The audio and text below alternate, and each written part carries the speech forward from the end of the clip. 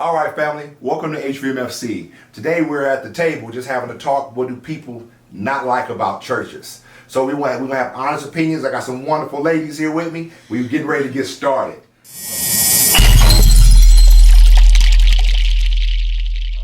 So who's first? Everybody's quiet. I'm gonna go first.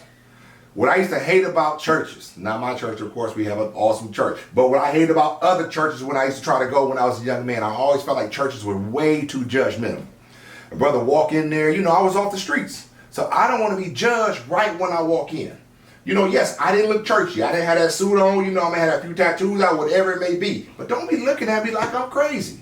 If I'm coming in there to find the Lord, but I find your hatred, you know what I'm saying to you? You trying to praise Jesus while I might be trying to punch you because you judging me. That's one thing I really, really hated about church. When I was a young man, when I was my early adulthood, that was some things that I didn't care for about church. Anybody else want to kick in? Okay. Mine for me was the fact that everybody seemed holier than thou, in being the fact that, of course, you're saved now.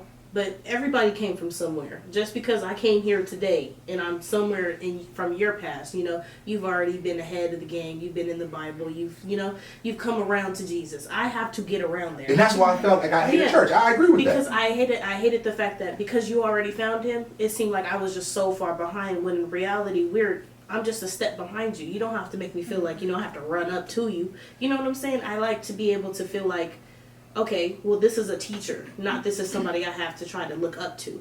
I'd rather you be a teacher when I walk through the church rather than somebody I have to try to put on a pedestal, because I don't want to try to get to you. I want to try to get past you. I think that's good, because one thing I hated was being talked at. Right? Mm-hmm. So talk to me, teach me, but don't talk at me. Mm-hmm. So when I come in now, you want to point me out, well, look at this dude right here. He coming there with his jeans not right, with his tennis shoes on, with his tattoos. Wait a minute, bro. I'm in here to learn something. I'm trying to get something new. Give me a chance to clean up my life. Don't just judge me right from the get-go. Yeah. As a matter of fact, that kept me away from church for years. Just something simple as that. So that's I get wholeheartedly what you're saying, Chris. I think we were talking about it this morning, how being talked at, I feel like when I went to church when I was younger, it was more like I felt some type of trigger because of the yelling. Mm-hmm. So, and I know it wasn't, I'm yelling at you. That's all I heard, though. I didn't hear what he or she was saying. Well, mostly it was a he, but I did feel like, oh wait, I'm being attacked. Yeah, and also a lot of the, you're looking at me as I need to be doing better, and I'm working on that, and you want me to be where you're at. Right. And I need to take every single person, I believe, has their own process, and with that is I may be baby steps. Right. It may take me 2 years, and it took you 1. That's right. Yeah, that's right. I can appreciate the baby steps, because for me, when after I had my son, I tried taking my son and me to church. So I was young. I was 21 years old. I have this baby. I'm not married. I'm not knowing if I'll ever get married, because that wasn't the first thing on my mind, and it wasn't the most important at this moment. But every time I went to church, I would get a little snicker from somebody behind me or around me, or even when I walk in. Oh, is the father here? Is your husband here? No, I don't have a husband. And eventually it got to where, because I was trying to come, it's more like, well, if you're not married, then what are you doing here? What do you think you were trying to help me along that course? I didn't like that type of stuff, because they all, come as you are, but when I show up, you judge the way I am. Yes. So, I didn't care for that, and I get exactly what you're saying. Yeah, so I felt like I shouldn't be there until I got married. Mm-hmm. And the problem is, do you think I'm going to ask to come to your church to get married? No, that's a never. I don't even want to get married in the church, because of the way that you just kind of pushed me out of there. Until I get good, don't come here. Mm-hmm. So how am I supposed to get good? How are you supposed to show me how to get good? Right. So I don't want no parts of that. It's hard to me when the church hates on somebody from the get-go.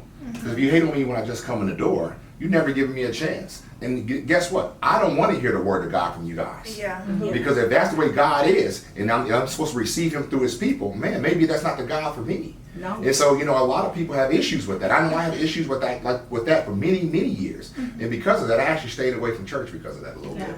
I think when I got the question, why do people hate church? I think one of the first things I thought of was, you go to church thinking like it's a loving area and comforting and stuff like that. But for me, I would say the most judgment I feel like you get when you go, you expect to feel loved and comfortable and stuff. But for me, I just feel like more people are judging you rather than minding their own business and doing what they're supposed to do at church.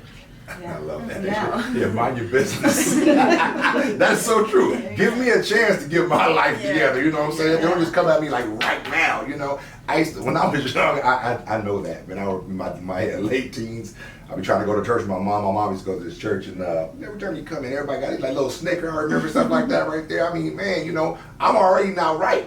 But I didn't mind fighting in church.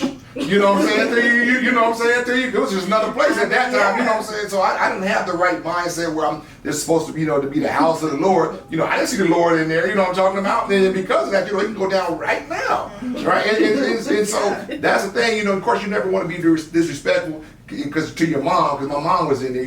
But I used to think about that a lot of times. Bro, you hustling just like me. And we're gonna put it on me because you got a suit on. Oh, come on now. And so that was just different to me. Yeah, like just like you said, the suit. I think the one that gets me the most is the clothes. Mm-hmm. Everybody is so worried about how you're dressed when you go to a traditional church or a church that's well established. Mm-hmm. Oh, she doesn't have a dress on, or she has a dress with no pantyhose, or she's not wearing heels. Like, lady, I'm here. I came here for God. I didn't come here to impress you. I'm not on the Project Runway. If I come here in my sweats and my jacket, I should still be able to be here. Right. Mm-hmm. I hated that. And I love the fact that our church is like that because there's many mornings I have woken up in some sweats and a shirt and I come to work, And I appreciate that because it's like, I don't have to show out for God. Even though I know I should, I don't have to. And I like the fact that I know I should, but I don't. It's not forced. When something is forced against me, I really tend to repel because it's like, why are you forcing me to do it? Mm-hmm. Right. So when I have the option to do it, it's like, I might as well go ahead and get dressed. Why can't I look good for God versus you have to look good for God? And it's like, okay. I think a lot of us, we have to remember, or I think we forget, unfortunately, the Lord looks for a changed heart. Mm-hmm. And we want to change our outsides, but without changing our insides. The truth of the matter is the changed heart that makes all the difference. It's not the clothes. Yeah. It's not the outside of a person that he's looking for. He says he looks at the heart. He's the heart of the matter to him. And so that's something that we have to always remember. I really like that because the whole part about the changed heart versus the changed clothes, that's really important because my experience from my past was always people will go and change their clothes while their heart is exactly the same. Mm-hmm. And while they're coming in here, when I come in here, then you judge me, forgetting that you also have a past. Not even just had, but have. Because they're Saturday, that night before, they were still living in the thing that they're accusing me of doing right now. So Sunday, because they got up in they're dressed to impress, all of a sudden that stuff fell off of them. Next Saturday is coming up too. Mm-hmm. Monday through Saturday, we got another Saturday. You still gonna fall into the same rut you were in yesterday, but because I'm walking in here and I have an actual visual of what I did that according to you wasn't right, because my baby is in here and I don't have a ring on my finger and I don't have a husband with me or even at home. Now you have some way to judge me or say that I'm not right, but your stuff is just in a closet. Your stuff was just at the club. I'm walking in with my stuff. So that's the part I can't stand. Yeah. Or even when a girl walks in and you can clearly tell she probably didn't change from her club experience last night. But she's coming in there and she's ready to give her life to Christ, and everybody else is, what? Did you see what she has on? I can't believe she even came here. I'm grateful she came here. What? But under that type of scrutiny, you think really at that point she's ready to receive the Lord? At that point, from people that's supposed to represent the Lord, it's just not going to happen. Yeah. It's just not going to happen. Yeah. So that's just a thought for that. Yeah. Another thing I really kind of went to church more when I was younger. And when I would go, obviously I was a kid, so I would get bored because sometimes it was just too long. And the next Sunday when you want to go to church, I'm like, no, like it's too long. I don't want to go. It's boring. So I feel like that's another reason why people especially kids don't want to go to church. Yeah. When I was coming through a seminary later in my 30s, one of the things that I thought was cool was like,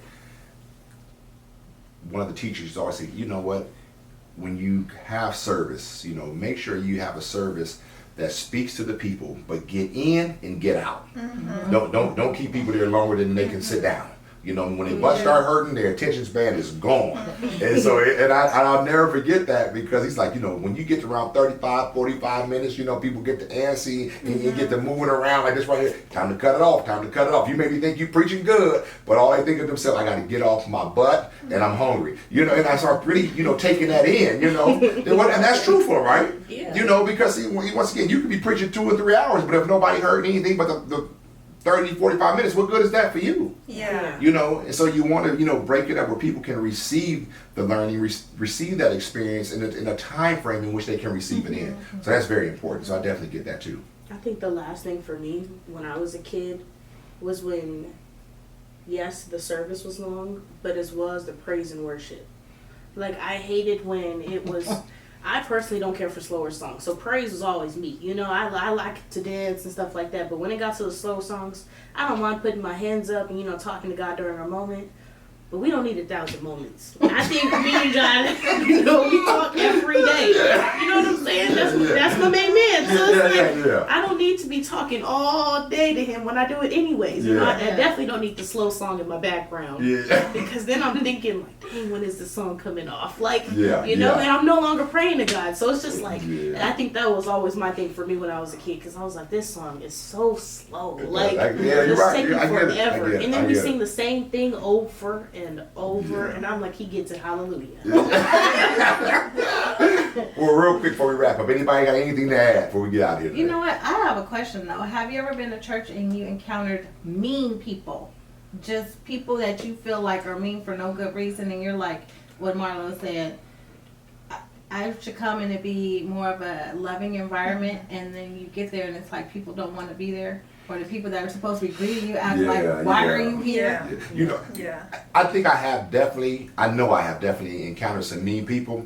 I just, truthfully, when I was even going to church as a young person, what I always thought, you know, maybe they should have stayed home that day. You know, no, truth, because everybody have a bad day. You know what I'm saying to you? And truthfully, I didn't go to church enough to know if they was always mean when I was young. You know what I'm talking about? So, you know, you never really know what happens to somebody, you know, what's going on in somebody's life. You know, yes, you know, I want to say every day, not just on church Sunday or church Saturday, so to speak, whatever day it is you go to church, you know, you should be good. You should be good every day of the week. You know, you be your best every day of the week, but I also know we all have our days. You know, I'm sure I didn't went to church and somebody that saw me, you know, and I'm like, man, I can't even say, you know, how I felt, you know, because it's probably the wrong process or wrong thought process about it. But yeah, you know, every once in a while, as an older gentleman, I have went to church and I've seen some people that were continually upset. You know, I mean, they just come to church upset. I mean, actually, I don't know that. I just know they upset every time I see them, right? And when I see folks like that right there, yes, you know, I think spiritually, if you know, we supposed to be praying for them and doing what we can for them. But yeah, it can be hard on people meeting that person for the first time, especially, you know, when they trying to get to know the Lord, kind of get to know this church for the very first time. It can be very difficult, you know, finding, you know, God or finding, you know, the good folks that you want to talk to at church when you run to that person continually. So that's just a thought. And so I think that the church themselves, like their own community that they work together, knows who's gonna give off a good energy, who's gonna give off that good energy. And my thought is, okay, let's put that person in the front. Right. Because we were just talking about it yesterday, is if I have a good experience the first time, it's very possible I'm gonna come back. That's right. So if I don't have a good experience, I'm definitely gonna hate to have to go, hate to have to deal with it, and hate to even have to like think about that. Right. That's very true. That's Especially very true. with someone who's just starting to go back to church. Like, if they, right when they get there, they feel like they're being judged, they're most likely not to go back. Like, if I were to be judged right when I walk in, okay, I'm not coming back. Like, I'm good. If I'm gonna be honest, if I'm getting judged walking in the door, I'm gonna be judged walking straight out. Right? In that same moment. That same moment, because you're not gonna get me to stay and sit down and listen to your pastor, or even if you are the pastor, listen to you. And I just feel like you're, you know, after every smart comment, or, you know, every part of the sermon that he's talking about is so bad, he's making eye contact with me. Yeah. Or I just feel that pressure on me from other people. I don't need that. And I'm the first one to tell everybody, I don't need that. I gotta go. Yeah, you know? that's I'll real. be out. That's real. That's real. Yeah. Okay, that's it for today. That's it. All right. Thank you guys for joining us today on the HVFC channel. We appreciate you watching the table. Bye now.